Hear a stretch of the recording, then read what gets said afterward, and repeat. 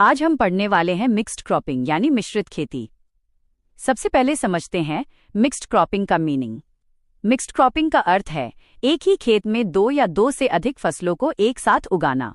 इसमें फसलें सिमल्टेनियसली बोई जाती हैं और सबसे इम्पॉर्टेंट बात यह है कि इसमें कोई फिक्स्ड रो पैटर्न नहीं होता, यानी ये इंटरक्रॉपिंग से अलग है। मिक्स्ड क्रॉपिंग का मुख्य उद्देश्य अधिकतम उत्पादन नहीं बल्कि रिस्क रिडक्शन यानी फसल नुकसान से सुरक्षा है। अब इसके की फीचर्स याद रखिए। इसमें अलग अलग फसलों के बीज मिक्स करके एक साथ बो दिए जाते हैं।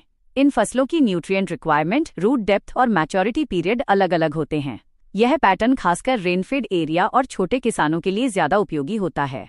अब प्रीलिम्स के लिए कुछ कॉमन एग्जाम्पल्स देखिए। वीट प्लस ग्राम, वीट प्लस मस्टर्ड, बाजरा प्लस अरहर, मक्का प्लस बीन्स और ग्राउंडनट प्लस सनफ्लावर। अब सवाल आता है, किसान मिक्स्ड क्रॉपिंग क्यों अपनाते हैं? सबसे बड़ा कारण है इंश्योरेंस अगेंस्ट क्रॉप फेल्योर।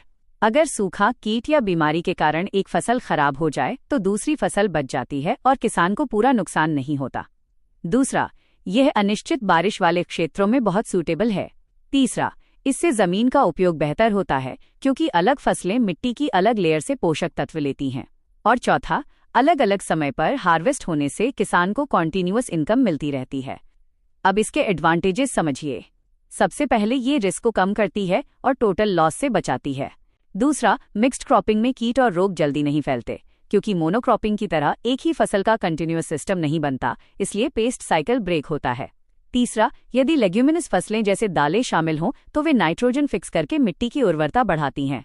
चौथा, खेत में ज्यादा ग्राउंड कवर होने से सॉइल इरोजन कम होता है।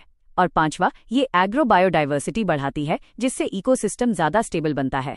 लेकिन कुछ लिमिटेशंस भी हैं। इसमें मशीनरी का उपयोग कठिन हो जाता है क्योंकि हार्वेस्टिंग अलग अलग फसलों की एक साथ करनी पड़ती है।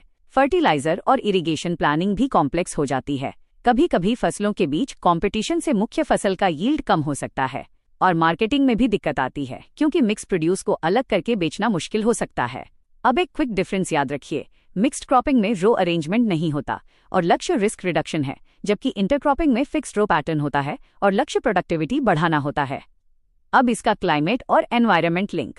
मिक्स्ड क्रॉपिंग खेती को ड्राउट रेजिस्टेंट बनाती है, केमिकल फर्टिलाइजर पर डिपेंडेंसी कम करती है और सस्टेनेबल फार्मिंग को प्रमोट करती है। सरकारी सपोर्ट की बात करें तो ये national mission on sustainable agriculture, soil health card scheme, PMKSY, PKVY और RKVY जैसी योजनाओं से जुड़ी हुई है।